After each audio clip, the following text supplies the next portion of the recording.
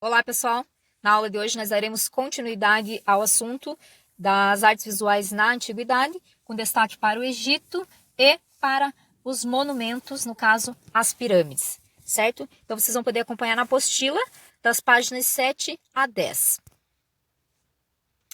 Primeira coisa que nós precisamos refletir, o Egito, né? Era uma arte para os mortos? Bom, então a gente sabe que grande parte da arte egípcia se concentra nas tumbas, porque o povo egípcio dava muita importância, então, à continuação da vida após a morte, né? Isso nós já vimos na aula passada. Tendo em vista essa questão da eternidade, então as cenas figurativas, né, recriavam as situações da vida cotidiana terrena, para que o morto pudesse lembrar delas, certo? Então isso acontecia dentro das tumbas, né? No interior das tumbas, essa representação do dia a dia, daquilo que a pessoa havia feito em vida, ficava representada através da arte, né? Neste interior, digamos assim, para que fizesse parte então desse cenário, né, do sepulcro ali do morto. Então havia cenas lá da colheita, de caçar dos animais, cenas de pesca, de acasalamento de pássaros, e também passagens que acabavam representando a vida do proprietário da tumba e muitas vezes acabava exaltando, né, essa pessoa que estava ali. Então, nessas cenas em que o soberano ele aparecia, a sua figura era sempre priorizada. Uma vez que o faraó era associado ao próprio Deus, sendo representado em tamanho maior que as pessoas à sua volta. Pessoal, isso é uma concepção da arte egípcia. Isso nós vemos presente nas representações da obra de arte. Então, a proporção era um fator fundamental. Quanto mais importante alguém fosse dentro da ordem social, maior era a sua estatura. Então, como eu já falei para vocês, os membros, né, da elite, os donos das tumbas, né, os nobres, eles eram retratados em tamanho menor que o faraó. Ao passo que os escravos e os servos, e também os animadores da corte, desenhos como árvores, detalhes arquitetônicos eram bem menores. Então, os animais tinham aquela forte simbologia na arte egípcia, né? O falcão ele representa a personificação do soberano, e os objetos que eram representados conforme os artistas entendiam cada detalhe importante, enfim, e evidenciavam da maneira como eles compreendiam aquele objeto. Então, não da maneira como eram vistos.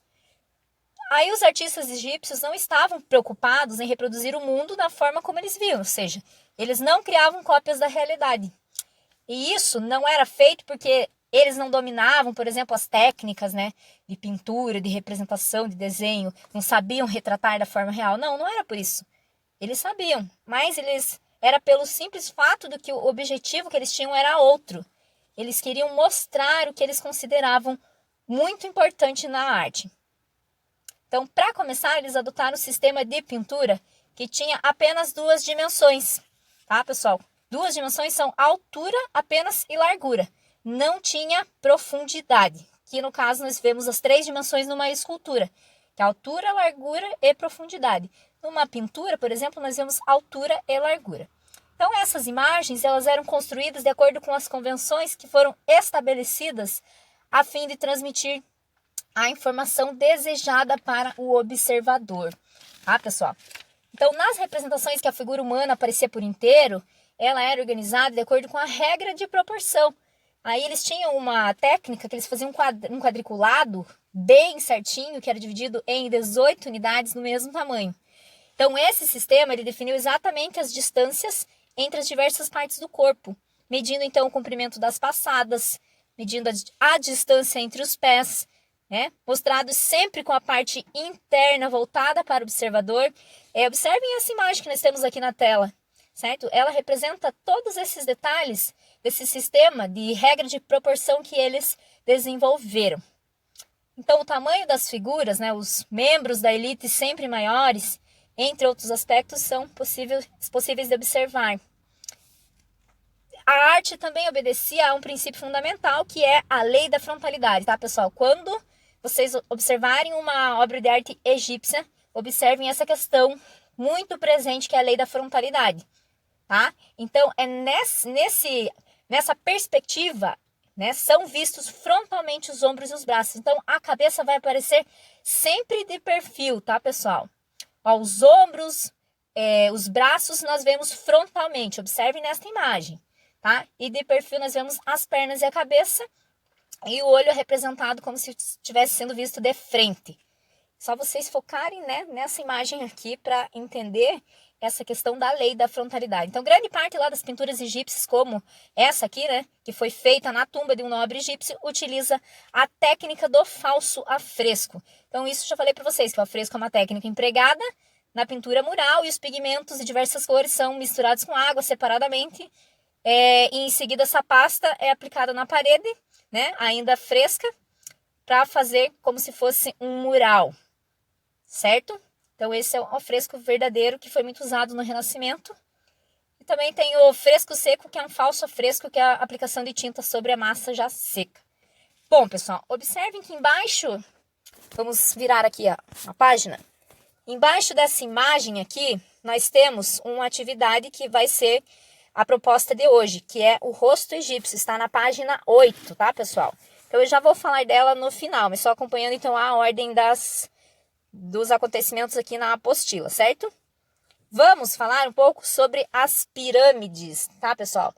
Pirâmides, construção gigante para poucos mortos. Por quê? Então, os egípcios queriam ser eternos e as pirâmides, né, com aquelas grandiosas dimensões, elas são monumentos funerários, né, que foram erguidos para preservar os corpos dos reis mortos para essa eternidade. Vocês sabiam, pessoal? Que essa é a verdadeira função das pirâmides. Então elas foram voltadas, né, com aquela direção para as estrelas polares, a fim de que os faraós se orientassem a partir desse mundo, podendo retornar facilmente ao reino dos deuses e ocupar seu lugar entre eles. Então as pirâmides fazem parte do enorme complexo mortuário, que incluía templos, tumbas, locais para sepultamento de sacerdotes, nobres e altos oficiais, entre outros, tá, pessoal? Então, essa aqui é uma visão imaginária de Tebas, né, que foi pintada pelo italiano Antonio Bassoli. Então, ele fez essa pintura, né, inspirada nas pirâmides egípcias, como se fosse um verdadeiro reino, né? Esses monumentos funerários, essas importantes obras arquitetônicas, né, que fazem parte da arte da Idade Antiga, que representam a força, né, que representam o poder dessas pessoas, desses antigos faraós, dessas pessoas importantes que viveram no passado e que tinham essa ligação muito forte com essa questão de vida após a morte, né? Então isso, gente, está dentro da arte egípcia, é o que eles acreditavam, certo?